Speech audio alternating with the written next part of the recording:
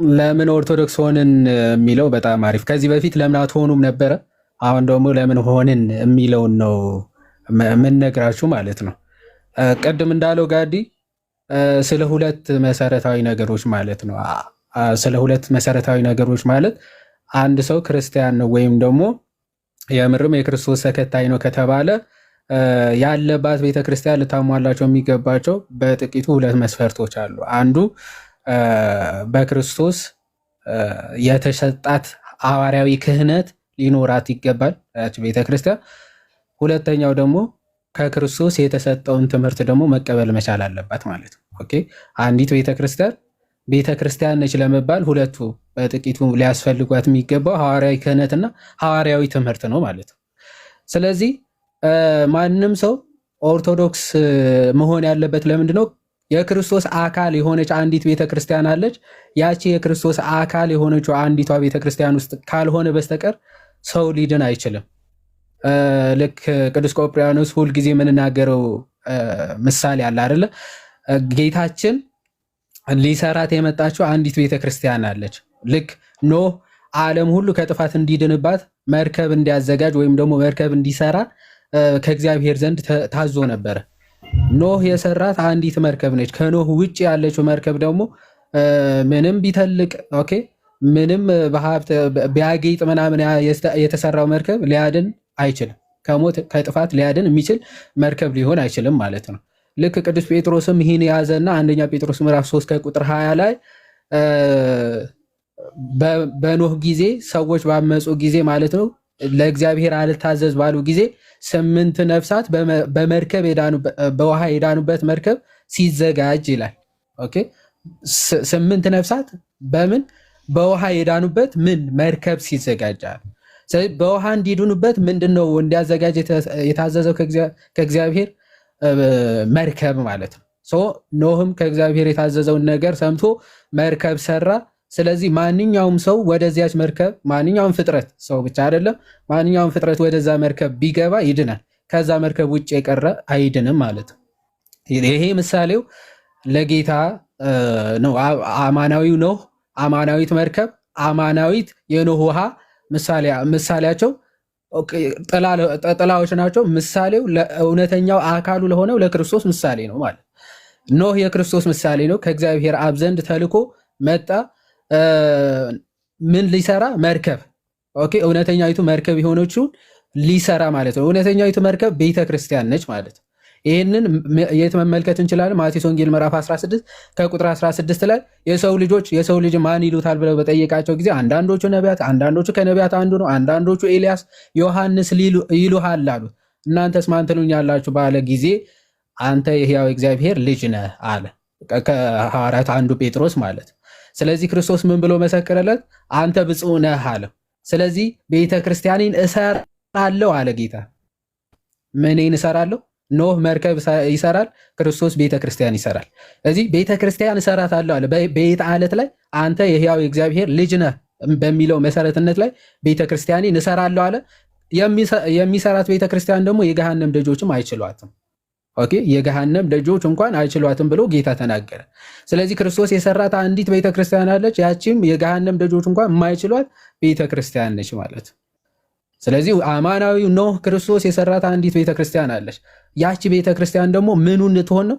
አካሉ እንድትሆን ማለት። አካሉ የራሱ አካል እንድትሆን ነው የመረጣት። ኤፌሶን ምዕራፍ 5 ላይ ክርስቶስ ምን አለ? ከቁጥር 23 ጀምሮ ስንመለከት ቅድስትና ያለ ነውር ትሆን ዘንድ ቤተክርስቲያንን በውሃ መታጠብ ከቃሉ ጋር አንጽቶ ለራሱ ያቀርባት ዘንድ ወደደ ይላል። የፊት መጨማደድ ኦኬ ነውር ድካም ሳይኖርባት ለሱ እንድትሆን ወደደ ይላል ጌታ። ስለዚህ ያቺ አንዲት ቤተክርስቲያን ንጽሕት ቅድስት የፊት መጨማደድ የሌላት ወይ ጥቅሱን ሜይ ቢ ሁሌም አዳዲስ ሰዎች ስለሚመጡ እንዳልኩ አዳዲስ ኦዲየንስ ስለሚመጣ ጥቅሱን ደግመ ነገራቸው አንዴ እንዲይዟት ስለፈለኩ ነው። እቺ ፓርት በጣም ወሳኝ ፓርት ስለሆነች ታች ያላችሁ ሰዎች በደንብ ስሙ እሺ። ይቅርታ አቋረጥኩ ማለት ቀጥል። እንደውም ቃሉን አውጥተህ ካለ አጠገብ መጽሐፍ ቅዱስ መክፈት ከቻል ላንብቦሽ ይቻላል። አንዴ እሺ ኤፌሶን ይቅርታ ፓፓ አቋረጥኩሽ ማለት። ኧረ ችግር የለውም።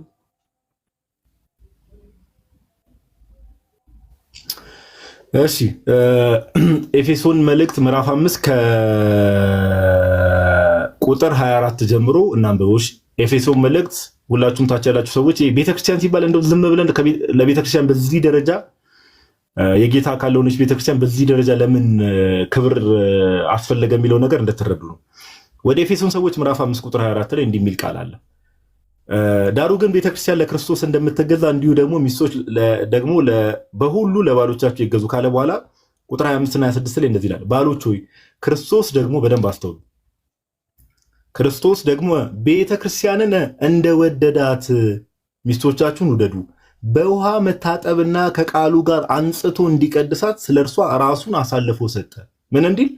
በውሃ መታጠብና ከቃሉ ጋር አንጽቶ እንዲቀድሳት ስለ እርሷ ራሱን አሳልፎ ሰጠ። ቁጥር 27 ላይ እንዲህ ይላል፣ እድፈት ወይም የፊት መጨማደድ ወይም እንዲህ ያለ ነገር ሳይሆንባት ቅድስትና ያለ ነውር ትሆን ዘንድ ክብርት የሆነችን ቤተክርስቲያን ለራሱ እንዲያቀርብ ፈለገ። ምን የሌለባት? እድፈት ወይም የፊት መጨማደድ ወይም እንዲህ ያለ ነገር ሳይሆንባት ቅድስትና ያለ ነውር ትሆን ዘንድ ክብርት የሆነችን ቤተክርስቲያን ለራሱ እንዲያቀርብ ፈለገ ይላል። ቀጥሎ አሁን መቀጠል ትችላለህ ፓፓ። ቃልህ ታሰማልን ጋዴ። በጣም እንግዲህ እንደሰማችሁት ክርስቶስ ራሱ አሳልፎ የሰጣት ኦኬ ምን እንድትሆን ነውር የሌለባት ቅድስት ንጽሕት የሆኑ አይደለም የሚለው አይደል የሆነች አንዲት ነች። አይ ኦኬ ከአንድ በላይ ከሆነ ይሄ ማመንዘር ነው የሚባለው። በትዳር የሚመስለው ክርስቶስ ለዛ ነው አንድ ባል ለአንድ ሚስት ነው የሚሆነው። ስለዚህ ክርስቶስ ሊሰራትም ኦኬ ሊያነጻትም ሊቀድሳትም የመጣችው አንዲት ቤተክርስቲያን ላይ። ለዛ ነው ሐዋርያ ቅዱስ ጳውሎስ ይህንን ሚስጢር ያለ ጥርጥር ታላቅ ነው ብሎ ይናገራል። ይህ ሚስጢር በእውነትም ያለ ጥርጥር ታላቅ ነው ይላል። አዎ ጌታ ሊመሰርታት የመጣችው ሙሽራዋ ሆኖ ለመጣላት ለአንዲት ቤተክርስቲያን ራሱን አሳልፎ ሰጥቷል ክርስቶስ።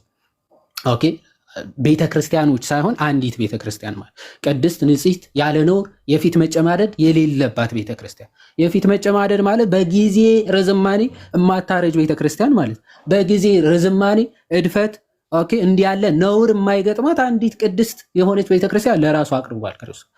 ስለዚህ ይህ አማናዊ ኖህ ክርስቶስ ኦኬ የሰራት ቤተክርስቲያን ውስጥ ማንም ፍጥረት እስካልገባ ድረስ ድህነት ሊያገኝ ይችላል? አይችልም። ኦኬ ያቺ ቤተክርስቲያን አካሉ ነች። የክርስቶስ ብልት ነው የምትሆነው ማለት ኦኬ የክርስቶስ ብልት የክርስቶስ አካል ነው የምትሆነው። ያቺ የክርስቶስ አካል አንዲት ነች። ለዛ ነው ኤፌሶን ምዕራፍ 4 ከቁጥር 5 ምን ይላል? አንድ ጌታ ነው ያለው አይደል? አንድ ሃይማኖት ይኖራል። ክርስቶስ የሰበከው ወይም የሰጠው ሃይማኖት አለ፣ አንድ ነው። ስለዚህ አንዲት ጥምቀት ደግሞ አለች። ወደዛች የክርስቶስ አካል ልትጨምረን የምችለው ወይም ደግሞ የምንጨመርባት ቅድስት ምስጢርም ጥምቀቷም አንዲት ነች፣ የማትደገም ነች እና ከዚች ቤተክርስቲያን ውጪ በፍጹምም ልትጨምርህ አትችልም። ወደዚህ ህብረት ወደዚህ አካልነት ሊጨምርህ የሚችል ምስጢር እዚች ጌታ የገለጻት ቤተክርስቲያን ጌታ በሰጣት ሃይማኖት ውስጥ ስትሆን ጌታ የሰጠውን ጥምቀት ትቀበልና ወደ ክርስቶስ አካልነት ትጨመራለህ። ከዚህ ውጪ ከሆን ከአንተ ድህነቱም አታገኝም። ኦኬ ድህነትም ልታገኝ አትችልም። ስለዚህ ይህቺ ቅድስትና ያለ ነውር የሆነች ቤተክርስቲያን ክርስቶስ የሰጣት አንዲት የሆነችው የትኛዋ ቤተክርስቲያን ነች ካለን ኦርቶዶክስ ብቻ ነች ማለት ኦኬ። ምክንያቱም መስራቿ ክርስቶስ ነው። ከክርስቶስ ጀምራ ልትመጣ የግድ ያስፈልጋታል ይህች ቤተክርስቲያን። የፕሮቴስታንት አስተምሮዎችን ብንመለከት ከክርስቶስ የመጣ ትምህርት ሳይሆን የሆነ ሰዓት ጅማሬ ያለው ከክርስቶስ ሩቅ ጊዜ ዘመናት በኋላ የተነሳ እንደሆነና መስራቾቹ ወይም ደግሞ ትምህርቱ ጀማሪዎቹ ራሱ ሰዎች መሆናቸው ማሳየት ስለሚቻል ኦኬ ሰዎች መሆናቸው ማሳየት ስለሚቻል ለምሳሌ ኦኬ ከፕሮቴስታንት ጥንታውያን ከሚባሉ አብያተ ክርስቲያናት ወይም ክላሲካል ብለው ራሳቸው ከሚጠሩት ሉትራን ነው አይደለ? መጀመሪያ ሉትራን ከተባለ መስራቹ ማን ነው ማለት ነው? ሉተር ነው ማለት ነው። አለቀ። ክርስቶስ አይደለም። ኦኬ ስለዚህ ሉተር የመሰረተው ቤተክርስቲያን ሶኮልድ ማለት ነው የሉተር እንጂ የክርስቶስ አይደለም ማለት። ቀጥሎ ካልቪን ብትል ካልቪን የመሰረተው የካልቪን እንጂ ካልቪኒስት ሊባሉ ይችላሉ እንጂ ክርስቲያን ተብለው አይጠሩም። ምክንያቱም መሰረታቸው ክርስቶስ ሳይሆን ካልቪን ስለሆነ መሰረታቸው ሉተር ስለሆነ ሉትራን ይባላሉ እንጂ ማለት። ስለዚህ መሰረታቸው ወይም ደግሞ መስራቸው ክርስቶስ አይደለም ማለት ነው። የኦርቶዶክስ ቤተክርስቲያን መሰረቷ ግን ማን ነው? ክርስቶስ ነው። ትምህርቶቿ ሁሉ ከክርስቶስ የተቀዱ ናቸው። ኦኬ ሐዋርያዊ ስልጣኗ ራሱ ከክርስቶስ የተመዘዘና የመጣ ነው ማለት ነው። ይሄ አፖስቶሊክ ሰክሴሽኑ ክርስቶስ፣ ጴጥሮስ እያልክ እስካሁኑ ፓትሪያርክ ድረስ ሐዋርያዊ ስልጣኑ ሐዋርያዊ ቅብብሎሹ እየቆጠርክ ማሳየት ስለሚቻል፣ ስለዚህ ጥንታዊነቷ ወይም በክርስቶስ መመስረቷ ኦኬ ከክርስቶስ ጀምሮ የተሰጣትን ሐዋርያዊ ስልጣን ማሳያዋ ነው። ከክርስቶስ ጀምሮ የተሰጣትን ትምህርት ማሳያዋ ነው ማለት ኦኬ። ትክክለኛው የመጽሐፍ ቅዱስ ሐሳብ፣ ትክክለኛው የመጽሐፍ ቅዱስ መረዳት፣ ትክክለኛው የክርስቶስ ሐዋርያዊ ስልጣን ያላት ብቸኛዋ ቤተክርስቲያን ኦርቶዶክስ ስለሆነች እዚች ቤተክርስቲያን ውስጥ ካልተጨመርክ ደግሞ ድህነት ስለማይገኝ ኦርቶዶክስ ልንሆን ግድ ይለናል ማለት ነው። እግዚአብሔር ይስጥልኝ። ዋው ደስ የሚል እስቲ ዛሬ እኔ አወያይ ያጫውተኝ ዋው ምናምን ልበል መሀል ላይ አይ ደስ የሚል ጌታን ዮሐዴ በጣም ደስ የሚል ማብራሪያ ነው። ደስ የሚል ማብራሪያ ነው። አሁን ዮሐዴ የነገረን ምንድነው አጠር ባለመልኩ አድርጎ ምንድነው ጌታችን ኢየሱስ ከቤተክርስቲያን ጋር ካለው ነገር አንጻር ኦኬ ከኤክሌሲዮሎጂ አለ አይደል ከነገረ ቤተክርስቲያን አንጻር አጠር ባለመልኩ ሁሉም ሰው በቀላሉ ሊረዳው ከኖህ መርከብ ተነስቶ የኖህ መርከብ ፍጻሜ እንደምታውቁት ቤተክርስቲያን ናት። የኖህ ደግሞ አማናዊ ነው የሚባለው ደግሞ ጌታችን ኢየሱስ እንደሆነ ነግሮን አጠር ባለመልኩ ዮሐዴ ቀለል ባለመልኩ ነግሮናል። ከዚህ አንጻር ኦኬ ከቤተክርስቲያን አንጻር ለምን አሁን ዮሐዴ በነገረ መሰረት አትሊስት ብዙ ክራይቴሪያዎች አሉ።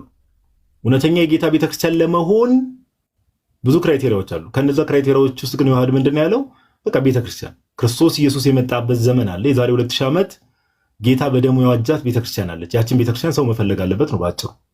ኦኬ ያችን ቤተክርስቲያን መፈለግ አለበት ብቻ ሳይሆን ለመዳን ደግሞ ጌታ ቤተክርስቲያኑን በደሙ እስከዋጃት ድረስ ኦኬ ምን መሆን አለበት? ሰዎች ወደዛ ህብረት መጨመር አለባቸው ነው ዮሐዴ ባጭሩ የነገረን ነገር ማለት ነውና ቃለ ሕይወት ያሰማልን ዮሐዴ ከነገር ቤተክርስቲያን አንጻር አጠር ባለ መልኩ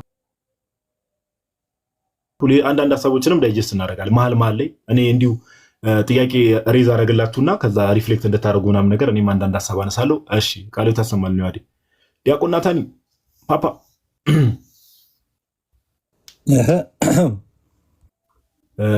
እንኳን ደህና መጣ ብሮ። እስኪ በድጋሚ ለምን ኦርቶዶክስ ሆነን? አሁን ዮሐዴ ከነገረ ቤተክርስቲያን አንጻር አጠር ባለ መልኩ ሀሳብ ሰጥቶናል። እስኪ አንተ ደግሞ ከትምህርት አንጻር ሊሆን ይችላል የራስን ፐርስፔክቲቭ ኮሜንቱን እናጠፋዋለን። እስቲ ለምን ኦርቶዶክስ ሆነን ናትሻ? እሺ ቃል ሕይወት ያሰማልን። ያው በደንብ በሰፊው ብሎታል እና ዝም ብዬ በሌላ ሳይድ ያለውን ለመናገር ብቻ አጠር አድርጌ ልሞክር።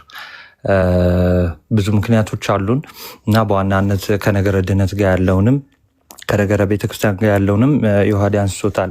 በአጭሩ ኦርቶዶክስ የሆን ነው በአጭሩ ነፃ ለመውጣት ነው፣ ወይም ደግሞ የባሪያይቱ ልጆች ላለመሆን ነው፣ ወይም ደግሞ በኃጢአት ስር ላለመሆን ወደ ብርሃኑ ለመምጣት ነው። ግን ደግሞ ወደ ብርሃን ለመምጣት ነፃ ለመሆን አርነት ለመውጣት ግን ለምን ኦርቶዶክስ ሆነን የሚል ጥያቄን ካስከተለ ግን በዚህ በመኃልየ ዘሰሎሞን ምዕራፍ 1 ቁጥር 8 ላይ ብዙ ጊዜ እናነሷለን። ጋዶ ምን ይላል? አንቺ በሴቶች ዘንድ የተዋብሽ ሆይ ያላወቅሽ እንደሆነ የመንጎቹን ፍለጋ ተከትለሽ ውጭ ይላል። የመንጋዎቹን ፍለጋ ማለት ፉት ስቴፕ ማለት ነው። ኮቴያቸውን እንዴት ነው? ትክክለኛ የሆኑ መንጋዎች አሉ ወደ ሜዳ የተሰማሩ።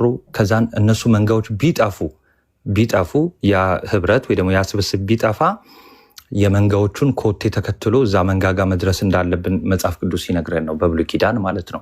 ስለዚህ ወደኋላ ተመልሰን በአባቶች ትምህርት ተከትለን ወደኋላ ስንሄድ የምናገኛት ቤተክርስቲያን መንጋውን ተከትለን ማለት ነው፣ ኮቴውን ተከትለን ፉት ስቴፓቸውን ወይ ደግሞ የእግራቸውን ምልክት ተከትለን ወደኋላ ስንሄድ የምናገኛት ቤተክርስቲያን ኦርቶዶክስ ቤተክርስቲያን ነው። ስለዚህ ኦርቶዶክስ የሆንኩበት ምክንያት ትክክለኛው የጌታ መንጋ፣ ትክክለኛው ህብረት፣ ትክክለኛው ስብስብ ያለባት ሰማያዊቷ ኢየሩሳሌም የተባለች ነፃ የሆነች በእናታችን በቅድስት ሳራ የተመሰለች እቺ ቤተክርስቲያን ነፃነት ስለምታወጣን ነው፣ ነፃ ስለምንወጣ ማለት ነው እና ሰማያዊ ስፍራ ስለሚኖረን በዚህ በጋላትያ መልእክቱ ሐዋርያው ቅዱስ ጳውሎስ ምዕራፍ 4 ቁጥር 20 ላይ ቁጥር 7 ስለዚህ ከእንግዲህ ወዲህ ልጅ ነን እንጂ ባሪያ አይደለንም። ልጅም ከሆንን ደግሞ በክርስቶስ የእግዚአብሔር ወራሽ ነን ያለ። ስለዚህ ትክክለኛውን መንጋ ካገኘን ነፃ ከወጣን ወራሽ ለመሆን ነው። ይሄ ነው መልሴ። ቴንክ ዩ። ኦኬ ቃሎት ያሰማል ናትሻ። ናቱም በጣም አጠርና ምጥን ባለመልኩ ሞስትሊ ከነገረ ቤተክርስቲያን አንጻር ነው እሱ የሚያነሳው። እጥር ምጥን ባለመልኩ ነው ናቱም እንትን ያለው። ቀጣይ ደግሞ ቃሎት ያሰማል ናትሻ። እዮብ አለ ብሌሶ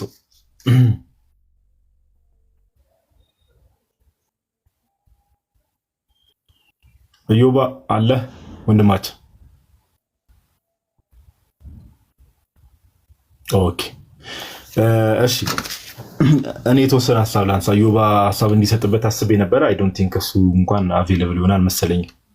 ሜይ ቢ ኔትወርክም ሊሆን ይችላል። እሺ ለምን ኦርቶዶክስ ሆነን ኢፋማና ጎዲ ኦቦሌሶ ረኩን እንጅሩ ትላለህ። እንኳን ደህና መጣ ዮባ። ሰላም በለንና እስቲ የሆነ ዝም ብለህ ሪፍሌክት እንድታደርግበት የሆነ ሀሳብ ሰጣለሁ። ሰላም በለን መጀመሪያ። እሺ ከላይም ከታችም ያላችሁ ሁላችሁ የጌታችን የመድኃኒታችን የኢየሱስ ክርስቶስ ጸጋና ሰላም ይብዛላችሁ። እንዴት አላችሁ? ሰላም ብያለሁ ሁላችሁ ነው። አሜን። ዮባ እንኳን ደህና መጣ። የቀኑ ጉዳይ እንዴት ሆነል? መሻሻል አለው ወይስ እንዴት ነው?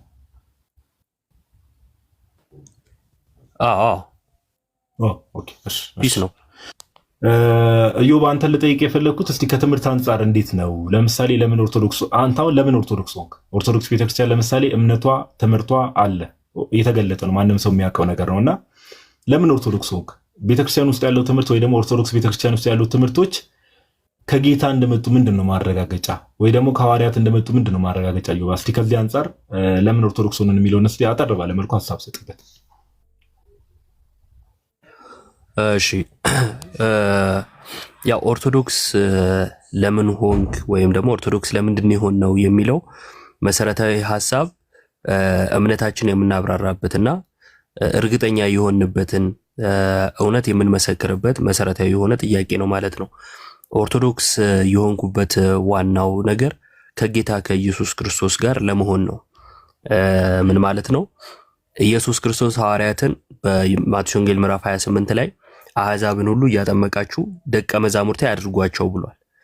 ደቀ መዛሙርቴ አድርጓቸው ሲል የኔ አድርጓቸው እያለ ነው። ስለዚህ ሐዋርያቱ ሄደው ወንጌልን ለፍጥረት ሁሉ እየሰበኩ እያሳመኑ እያጠመቁ የጌታ ያደርጉ ነበር። የጌታ ካደረጉ በኋላ የነሱን ትምህርት የተማሩ ደግሞ ብቁ ሆነው ለመንጋው እረኛ መሆን የሚችሉትን እየሾሙ ያልፉ ነበር። ጳውሎስ ለጢሞቴዎስ የተናገረው ነገር አለ አይደል? እጅህን ለመጫን አትቸኩል ወይም አትፍጠን ብሎ ማንን መሾም እንዳለበትና እርሱ ከጳውሎስ የተማረ ከማን እንደተማርክ ታውቃለህ ብሎ ሲነግረው እናያለን። ከዛን አንተ ግን ባመንክበት በዛ ጽና፣ ይህን ብታደርግ ለራስም ለትምህርትም ብትጠነቀቅ ራስንም የሚሰሙንም ታድናለህ እያለ ያስጠነቅቀው ነበር። ሐዋርያት ሄደው ይህን ያደርጉ ነበር። ወንጌል ለፍጥረት ሁሉ ይሰብካሉ፣ ያስተምራሉ፣ ያሳምናሉ፣ ያጠምቃሉ። ከዛ ለዛ መንጋ እረኛ ሾሞ ይሄዳሉ። እንዲህ እያለ ወንጌል ወደ ዓለም ሁሉ ደረሰ ማለት ነው። ለሐዋርያቱ ጌታ የሰጣቸው ሚኒስትሪ አለ። ያንን እነሱ ተቀብለው ለሌሎች ያስተላልፋሉ ማለት ነው። ትምህርቱ በዚህ መልኩ ነው የሚተላለፈው። ትውፊቱ በዚህ መልኩ ነው የሚተላለፈው። ቤተክርስቲያን አንድ ጊዜ የተቀበለችውን ሃይማኖት በጽሁፍ በመጽሐፍ ቅዱስ በኩል አስተላልፋለች። በትውፊትም በቅዱስ ትውፊትም በኩል አስተላልፋለች። ስለዚህ በቤተክርስቲያን ውስጥ ምን አለ ከተባለ ትምህርቱ አለ፣ ቅዱስ ትውፊቱ ከነመረዳቱ አለ። የእግዚአብሔር መንፈስ ያለበት መጽሐፍ አለን፣ ትምህርት አለን ማለት ነው። ይሄው ትምህርት በሐዋርያዊ ቅብብሎሽ አንዱ አንዱን እየተካ የት ደረሰ? ዛሬ ያለንባት ከጥንቱም የነበረች ቤተክርስቲያን ውስጥ አለ። እንደዚሁም ደግሞ ይሄው ትምህርት ይቀጥልና ሙሽራው ክርስቶስን ትጠብቃለች ማለት ነው ቤተክርስቲያን። ያንኑ ትምህርት ይዛ በይሁዳ መልእክት ላይ የምናገኘው አንድ ሐሳብ አለ። ስለ መዳናችሁ ልጽፍላችሁ እጅግ ተግቼ ሳለሁ ይላል። ለምንድን ነው የሚጽፍልን? ስለ መዳን፣ ስለ መዳናችሁ ነው ያለን። ልጽፍላችሁ እጅግ ተግቼ ሳለሁ ለቅዱሳን አንድ ጊዜ። ለማ? ለቅዱሳን፣ ለክርስቲያኖች፣ በጌታ ለተቀደሱ ለተለዩ ማለት ነው። በነገራችን ላይ ቅዱስ የሚለው የተለየ የሚል ትርጉም አለው። የተቀደሰ የተለየ ማለት ነው። ክርስቲያኖች እንደ ክርስቲያን እንደመሆናቸው ቅዱስ ተብለው ሊጠሩ ይችላሉ በመጽሐፍ ቅዱሳችን። ብዙውን ጊዜኛ ደግሞ ሩጫውን ጨርሶ የሄደን ቅዱስ እያልን እንናገራለን። ለይቶ ማወቅ ያስፈልጋል ማለት ነው። ስለዚህ ለቅዱሳን አለ አንድ ጊዜ ሁለቴ ሶስቴ አራት አምስቴ አይደለም እንትና አገኘው ምናምን እየተባለ የሆነ ጊዜ የሚሰጥ አይደለም። አንድ ጊዜ ነው የተሰጠው። ለቅዱሳን አንድ ጊዜ ስለተሰጠ ሃይማኖት ፍጹም ሆኖ የተሰጠ ሃይማኖት አለ። ይሄው ሃይማኖት ነው በሐዋርያዊ ቅብብሎሽ የመጣው። ስለዚህ እኔ ኦርቶዶክስ ስሆን ይሄው ከጌታ የተቀበሉትን ሐዋርያት የሰጧቸው እነርሱም ደግሞ ተቀብለው በአደራ መልኩ ለሌሎች ያስተላለፉ የታመኑና ብቁ ሆነው ለተገኙ እየተሰጠ እዚህ ድረስ ደርሷል። ያንን ሃይማኖት በመቀበል ድኛለሁ፣ ደግሞ ድነቴን እፈጽማለሁ፣ ደግሞ ክርስቶስ ሲመጣ እናንተ የአባቴ ብሩካን ከሚላቸው ወገን እንደሚያደርገኝ እምነትና ተስፋ ያለኝ ክርስቲያን እንድሆን የሚያበቃኝ ኦርቶዶክሳዊ ትምህርት በኦርቶዶክስ ቤተክርስቲያን ስላለ ስለዚህም ኦርቶዶክስ ሆኛለሁ። አንድ ጥቅስ ብቻ ላንብብና ልጨርስ። ግሪን ስክሪን ላድርገውና ሁላችሁም እንድታዩት። ጉዳረት ናጎዲ ኦቦሌሶ በእንትኑ ይቆረጣል፣ በረጅሙ አድርገው። ኦኬ እሺ አንዴ ቆይ። እሺ እንዴት ነው? እሺ አሁን ላድርግ በትልቁ። እሺ ይቅርታ። የዕብራውያን ምዕራፍ 12 ላይ ያለው ሐሳብ ነው።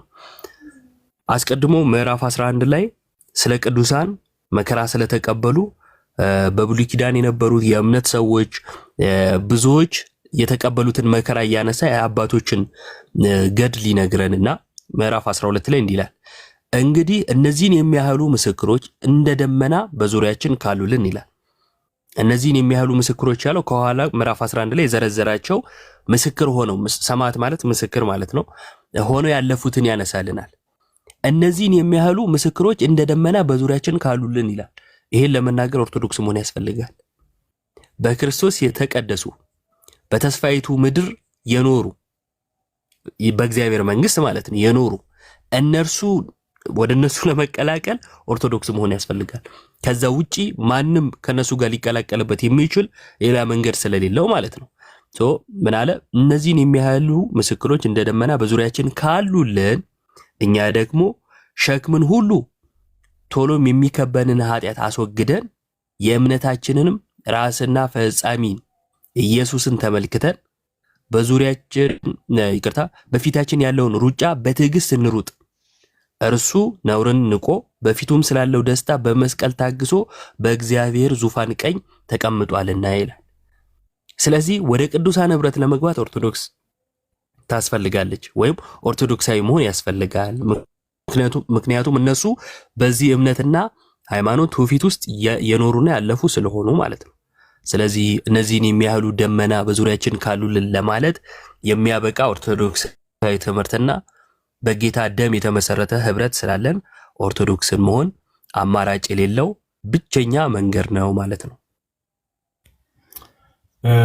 ቃልዮት ያሰማልን ዮባይ። በጣም ጥሩ ሐሳብ ነው። በጣም ጥሩ ሐሳብ። ከምን አንጻር ነው ዮባ ደግሞ ያነሳልን ጋይስ? ከትምህርት አንጻር ኦኬ። ከትምህርት አንዴ ኮሜንት ነው ላድርግላችሁ። ዛሬ እንኳን ቀደም ቃል ገብቼላችሁ ነበር በተወሰነ መልኩ። ኦኬ እሺ አንዴ ቆይ። ከትምህርት አንጻር ነው ዮባ ያነሳልን። አንዴሽ ራስን በትልቁ አድርገው ጋዲ። ከትምህርት አንጻር ነው ዮባ ጋይስ። ባይዘው በጣም ቀለል ባለ መልኩ ነው አሁን ወንድሞች ዛሬ እንትን እያሉ ያሉት ምንድነው? በጣም ቀላል ካላል ኢዚሊ ኦፕን ማይንድድ የሆነ ሰው ሲሰማው ምናምን ነገር ኦኬ ይሄ ነገር እያነሱ ወደ ላይክ እነዚህ ልጆች እያነሱት ያለው ፖይንት ቫሊድ የሆነ ፖይንት ነው እና ዮባ የቃልዮት ያሰማልን። አንድ ማወቅ ያለብን ነገር መዝሙር እንስማ፣ ከዛ እኔ የሆነ ሐሳብ እንትን ልበል። ዛሬ እንዲሁ ያዝለቀቅ አይነት ነገር እስቲ ገስት ላይ ያሉ ወንድሞች ምን ታስባላችሁ? መዝሙር ነገር ሰምተን ደግሞ ከዛ አንዳንድ ጥያቄ ድጋሚ ስለምጠይቃችሁ ማለት ነው። ያ አሪፍ ነው። አንተ ልዘምራት በለን እንጂ ችግር የለውም መስማት። እሺ ኧረ እኔማ ዘምሬ እዚህ ጋር ያሉን አንድ ሻት የተፈጠረው ይፈጠር፣ ከፈለጉ ይውረዱ። ዘምር ጋዲ። ዮሐዴ በጣም ስሜቴን አመጣው። እመቤቴን በጣም በቃ ወኔን አመጣው። በቃ ሃኒ ምን እያረግሽ ነው? አሁን እንደዘምር ነው? እሺ አገፋፉኝ፣ አትወስሱኝ። ምንድን ነው ነገር ደግሞ? ኦኬ ፕሮግራም መሪ ኦኬ። እሺ እናቱ መክፈት ትችላለህ መዝሙር?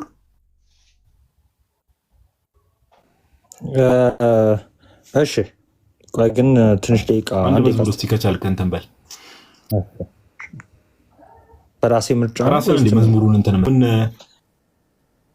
ምን እሺ